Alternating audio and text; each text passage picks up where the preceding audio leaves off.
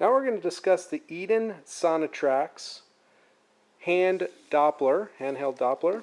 As you can see, it's very lightweight. You have a display screen there. So the difference in the models are whether it has a display screen or not.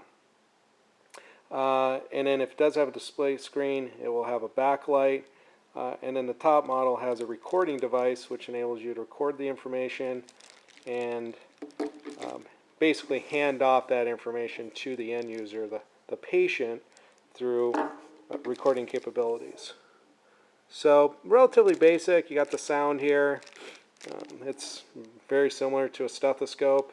Sound's going to broadcast through this portion. You're going to take the hand Doppler portion and actually put it on the mother's abdomen and listen to the fetus heartbeat. So nothing too intricate about it.